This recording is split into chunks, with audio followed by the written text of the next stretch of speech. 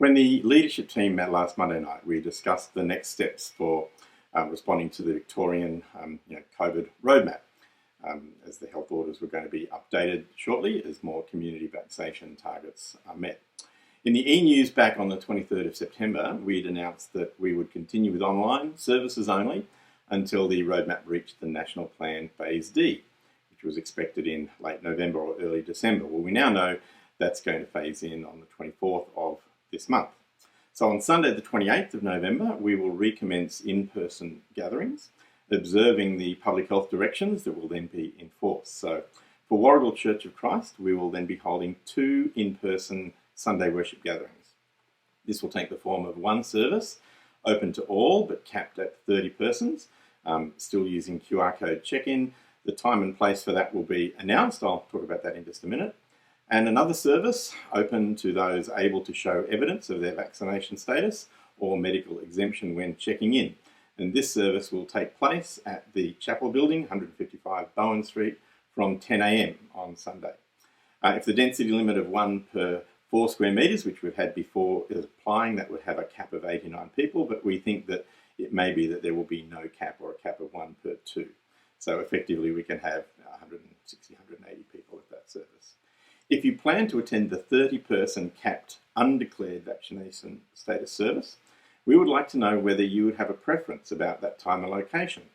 Potentially this service could be held either at the church building from 5 p.m. on a Sunday or from 10 a.m. on a Sunday morning out of the home of one of the church leaders or a church member.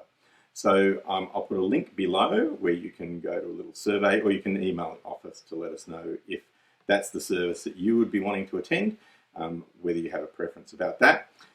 If the services were to be at the same time but in different locations, the off-site service might join the live stream of the on-site service for some or all of the time. If the services were both at the Bowen Street facility but at different times on a Sunday, they might still share some elements via pre-recorded presentations. When we've had a chance to hear what those of you who are likely to attend that capped 30-person service share with us, we'll take that into consideration along with the practicalities involved in conducting each service, and we'll announce the time and location.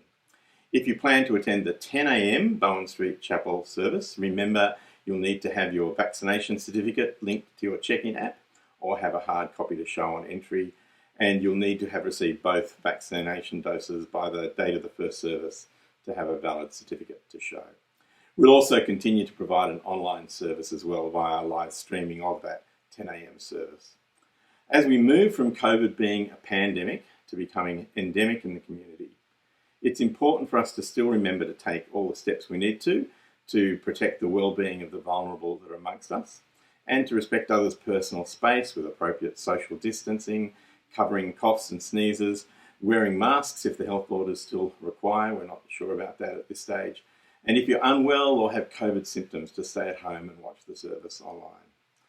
When there are more details, if there are, regarding the health orders applicable to places of worship after the 24th of November, once they become available, any changes to the above plans, if there need to be any, will be considered and passed on. And as a leadership, it's our hope and prayer that as the public health risks diminish over time, that the health order capping the undeclared vaccination status services to only 30 persons is no longer regarded as necessary and is soon lifted.